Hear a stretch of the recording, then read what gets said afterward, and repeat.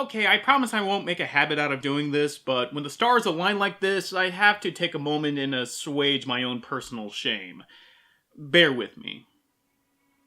With October still in the air and news of the upcoming Vampire Hunter D series finally making traction and pulling forward with a tweet from series writer Brandon Easton, I see no better time than now to talk about the sequel to the 1985 film Vampire Hunter D, subtitled Bloodlust. But before we dive in, I feel that there is a matter I need to speak on, regarding the original film. For my longtime viewers, you might remember that I covered this film 6 years ago back in 2012, and while I don't necessarily look at my episodes back then with any sort of fondness, on retrospect I feel that I didn't give the film its fair shake. Sure, I stand by my criticisms that it was poorly paced, the story was kind of boring, the setting was confusing, and the overall presentation was too schlocky and cheap to ignore. This is supposed to be an apology, right? But after watching the review for the first time in years for preparation for today's episode, I realized that my attitude and my approach was entirely too focused on trying to be funny, or what passed for funny back then, and I really didn't give it enough credit for being a milestone in the history of anime, or its place as one of the tentpoles that helped grow the anime community here in the States when it was localized. So, seeing as how I'm turning into a 29-year-old shithead next week, I feel like I should apologize for being a 22-year-old shithead. So, Vampire Hunter D, I'm sorry.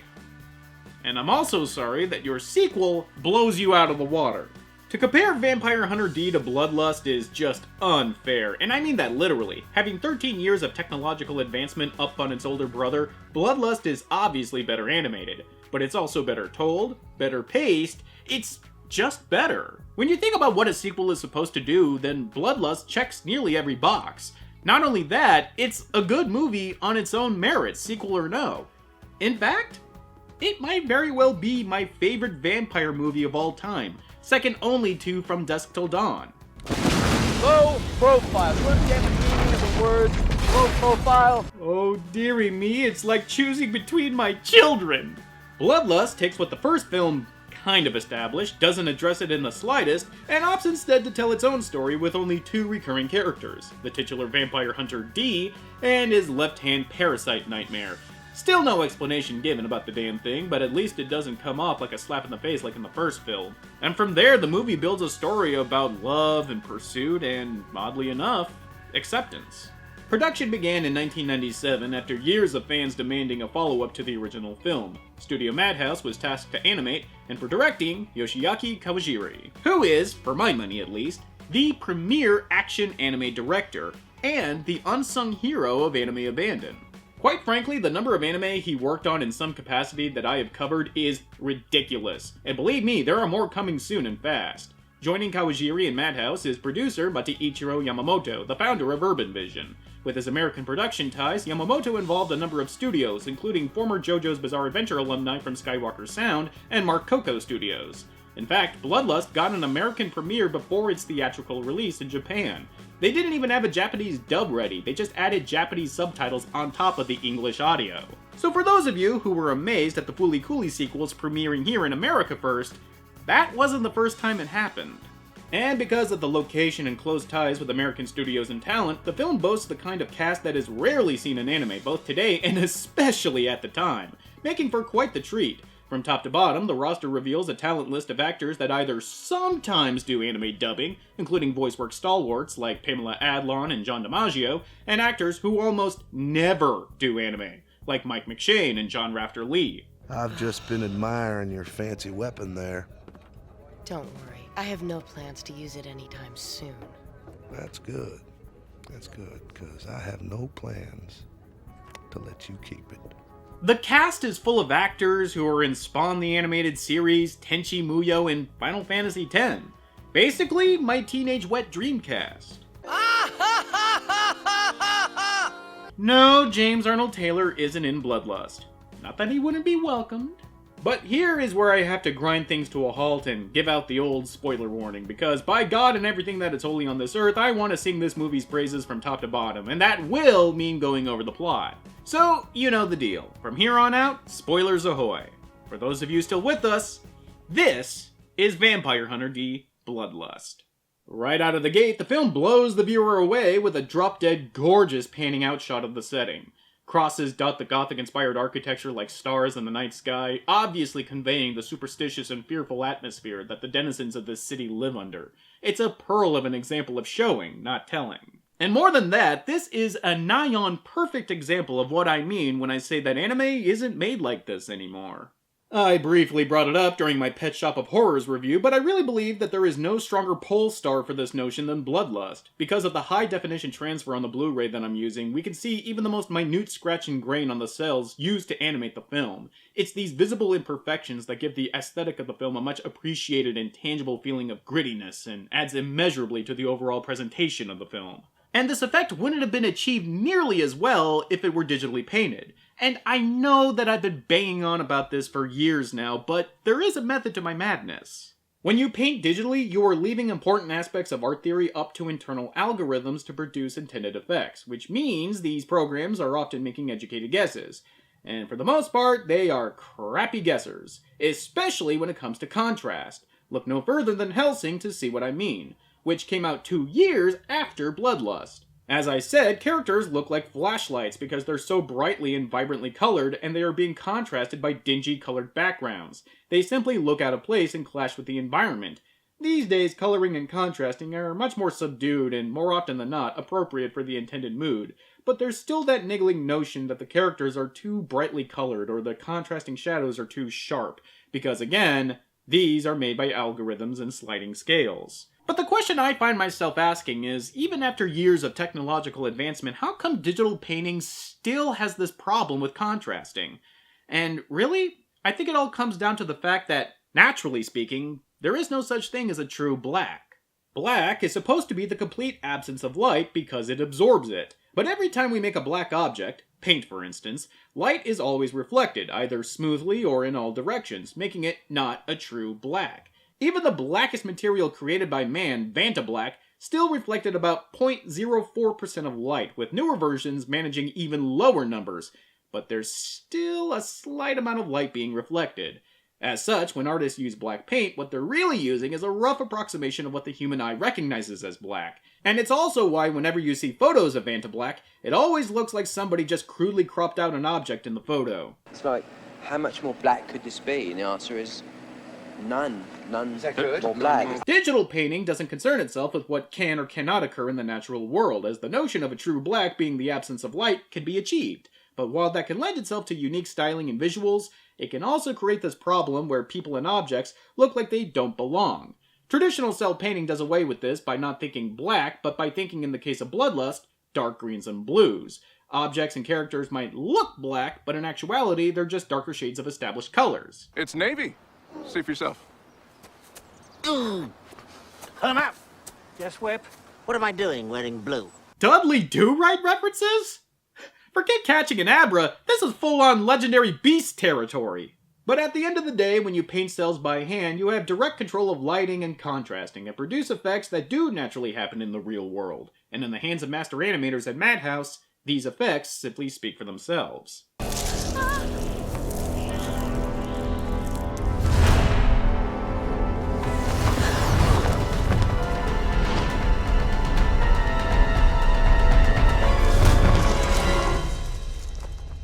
Now that is how you start a vampire anime.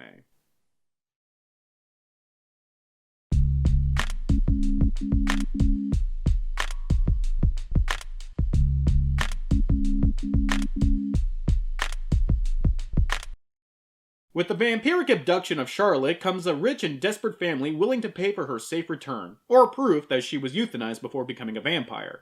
Though Dee is more than capable of getting the job done, the family seems leery at hiring a half-vampire known as a Dunpeel, which is more than likely a mistranslation of the word Dhampir of Balkan folklore fame. So the hot-headed brother of Charlotte informs Dee that he has competition in the Marcus brothers, who have the lead and numbers on their side. Oh, and also a wholly armored truck!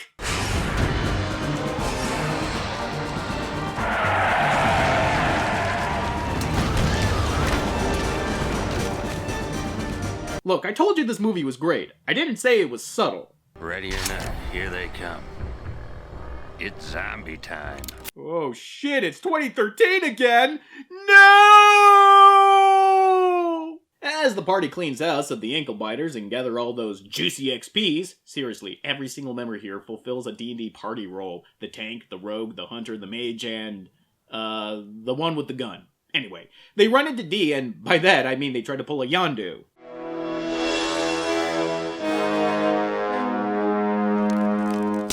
Alright, that intro was badass and just about the coolest thing in this whole movie, but it's sort of undone by the fact that this isn't the first time we see D in the movie. In fact, you could argue that the scene in which D took the job in the first place would have been better suited if it were the Marcus brothers here instead of D. Sure, it does a great job in painting the fact that D isn't welcomed by his peers, but I would say that there are plenty of other times in the movie where that's made plainly obvious. I'm not going to pretend that this isn't a nitpick or anything, but at the end of the day, you have to remain true to type.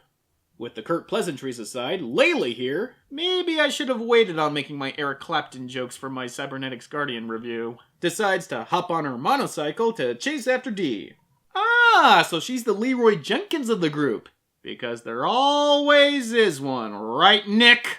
Or maybe she's just trying to get away from the dad jokes. Squirrel works all summer, storing away stuff for the winter, all kinds of nuts and seeds. Then one day, just before the first snow, he goes outside for one last look around when all of a sudden this owl swoops down and grabs him, carries him off. What a shame, says the squirrel, because what's going to happen to all that good food? Ha ha ha ha ha?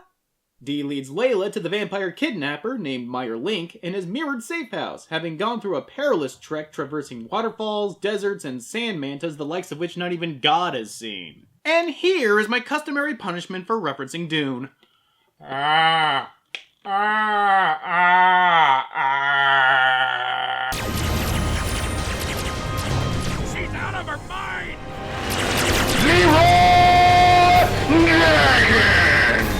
Of course, the thing about being foolhardy is, you're a fool. But she does create a distraction long enough for Dee to sneak in and try to go toe-to-toe with Meyer. But he reveals that Charlotte is there of her own free will and manages to escape. What happened? Oh, what I miss? She called out his name. It may be true what he said. No, she's just ignorant. She's a child. She doesn't know him yet. She doesn't know what he's capable of.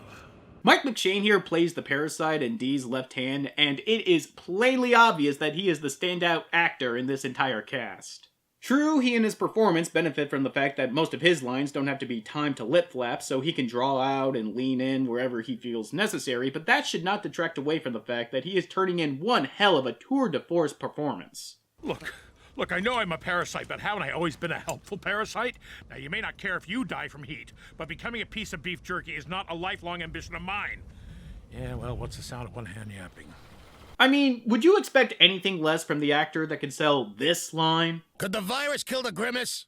Nothing can kill the grimace. And it's not like he's surrounded by amateurs either, because even when their lines verge into emo butt rock territory, like here with John Raptor Lee's Meyer Link, they still manage to sound utterly enthralling. When the last vampire is extinct, who will mourn our passing?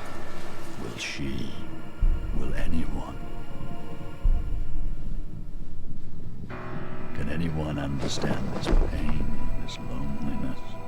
You see? It doesn't matter that what he's saying basically amounts to this. You don't know what it's like to be like me. You bought his performance, because actors are salesmen. And John Raptor Lee here just earned himself a Cadillac Eldorado.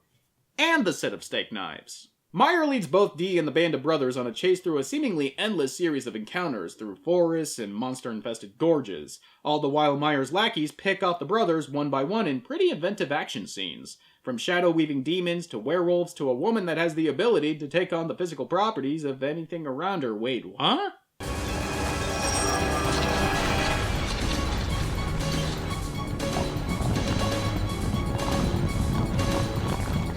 Holy crap, she's Nick Nolte from Ang Lee's Hulk!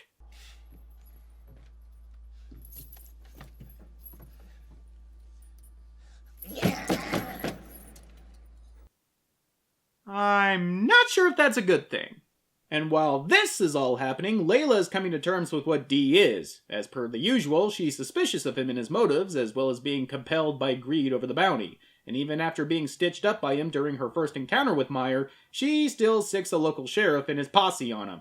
It's only after he saves her for the second time does she begin to realize that, maybe Dee isn't a D-bag after all. And she winds up doing him a solid by taking out Nick Nolte in the most accidentally awesome way imaginable. Now that cleared my head. I really should return the favor, don't you think, honey?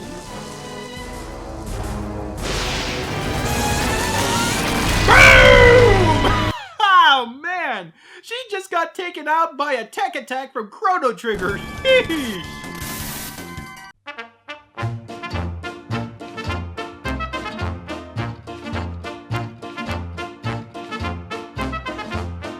Separated from the Marcus brothers, Layla and a recuperated Dee finally have a moment's respite from the weather, the fiends, and the vampire, long enough for Layla to sentimentally opine her loneliness, and her wanting someone to leave her flowers by her grave, feeling that she won't have anyone when her time comes. And on one final note, she talks about how being a hunter means living a life full of solitude, and what that means for her and for Dee. And anyway, I don't really understand why you should keep on doing this. Because I'm a done Peel. I don't get to have a life, not like you. Do you see this, Night Warriors? Dee just summed up all the innate pathos of a character that is demonized for simply existing in one line. He didn't go on and on and on about how he's at war with himself and how he is a child of the darkness, like a certain listless jerk-off I can think of, and his chorus of drudging hype girls. So guess what? Bust out a bowl, take out your favorite spoon in the whole wide world, and take a big old bite out of Dee's nuts.